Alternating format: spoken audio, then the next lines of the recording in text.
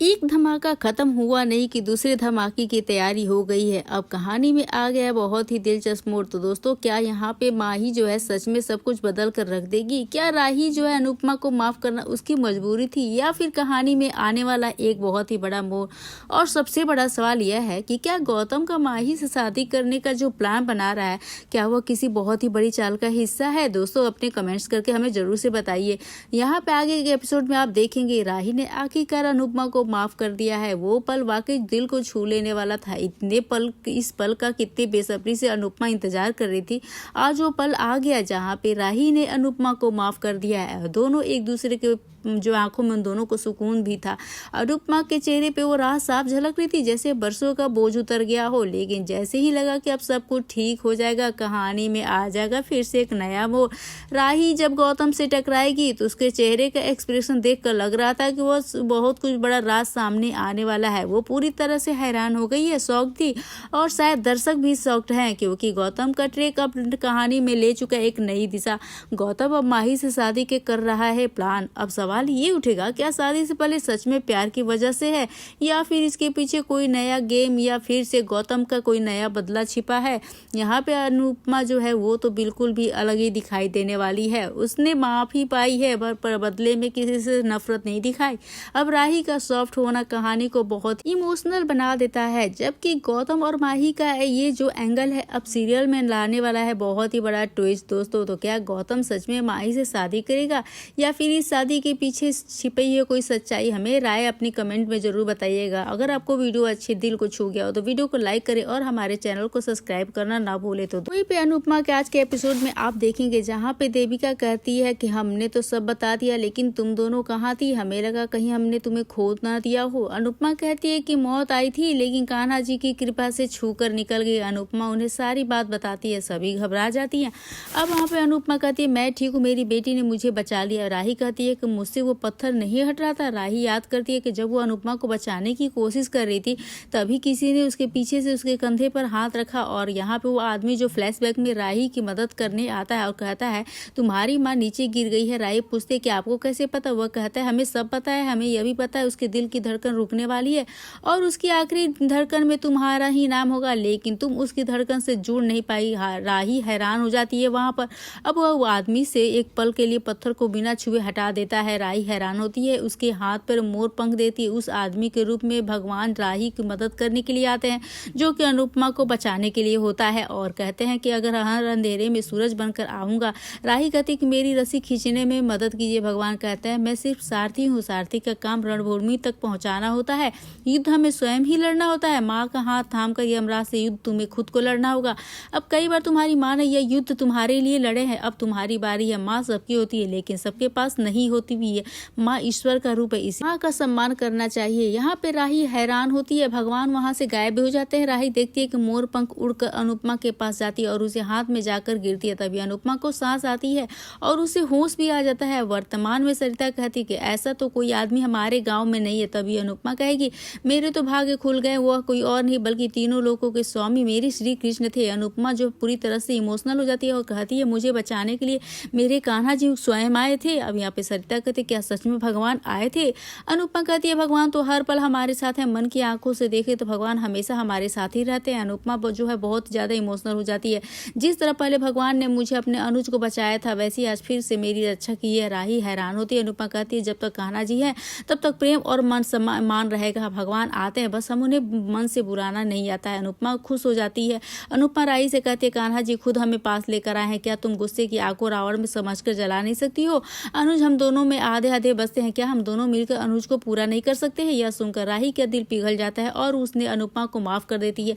अब अनुज के साथ बिताए पल को याद करती है, उसकी आंखें नम हो जाती है। राही को याद आता है कि अनुपमा ने किस तरह से हर बार उसकी मदद की है और जान बचाई है। राही को भगवान की बात याद आएगी।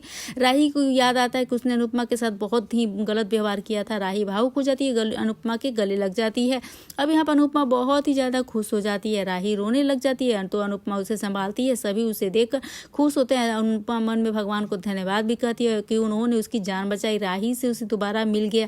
राही भावुक होकर अब मन में भगवान से कहते हैं मुझे मेरी मम्मी से मिलवाने के लिए थैंक यू, अब मैं मम्मी से कभी दूर नहीं जाऊंगी। दूसरी तरफ गौतम सबसे माफी मांगेगा और कहता है कि सिर्फ पानी लेने आया था, मैं प्रार्थना को छूना नहीं चाहता। जहाँ पे प्रार्थना गिरने वाली थी उसे बचाता है कांच के टुकड़ों से। अब गौतम दुखी होकर कहता है कि मैं ऐसा क्या करूं जिससे आप मुझे माफ कर दे। प्रेम कहता है कि यहाँ से चले जाओ। मोटी बात उसे टोकती है कि तो प्रेम कहता है इसी ने तो पूछा है, यह ऐसा क्या करे तो मैंने इसे बता दिया। गौतम रोने लग जाता है। प्रेम उसे नौटंकी कहता है और चला जाता है। सबके जाने के बाद मोटी बात गौतम से कहती है हमें आप पर पूरा विश्वास है, आप जाकर सो जाइए। अब मोटी बात के जाने के बाद गौतम माही से कहता है मुझे पता है कि तुम मुझे जरूर समझोगे, क्योंकि तुम दोनों अपने अपने से ठुकराए जाने का दुख क्या होता है ये हम दोनों को पता है। और यहाँ पे माही जो अपने फ्लैशबैक में चली जाती है, पुरानी बातों को याद करती है। अब गौतम कहता है कि सच में बदल चुका हूँ, सिर्फ माफी चाहता हूँ।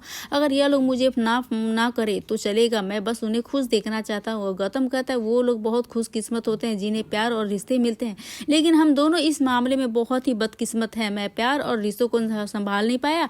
अब माही को आर्यन की मौत याद आती है। गौतम चला जाता है। माही परेशान होती है। दूसरी तरफ अनुपमा जो है समर को आवाज देती है और कहती है कि कल मैं चली जाऊंगी, मुझे तुमसे बात करनी है। तभी समर वहां आ जाता है। अनुपमा बेहद ही बहुत ज्यादा खुश हो जाती है। समर अपने अंदाज में कहता है कि मुझे आंसू पसंद नहीं है।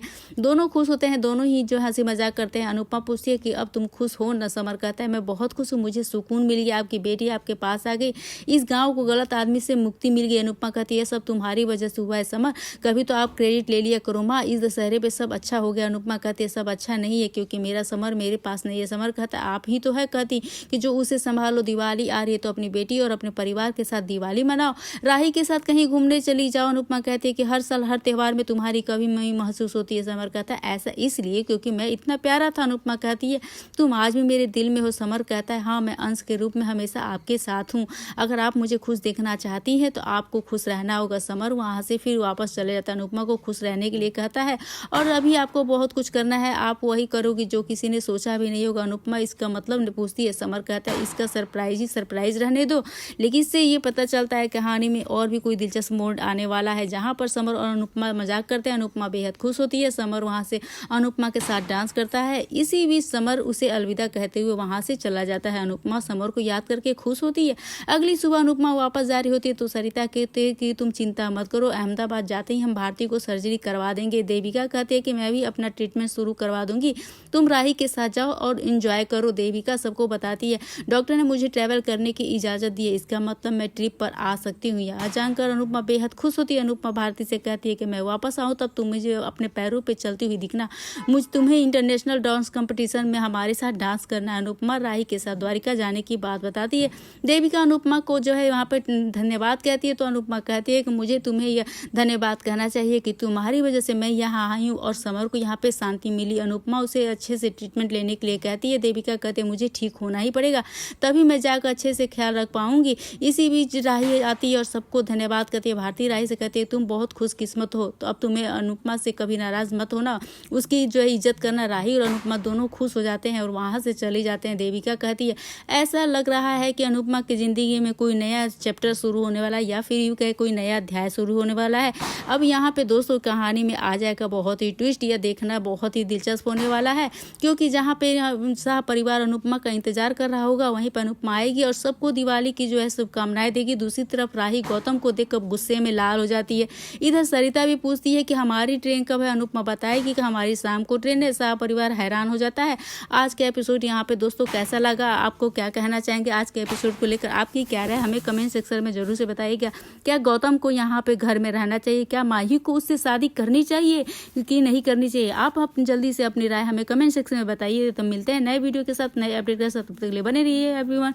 राधे राधे।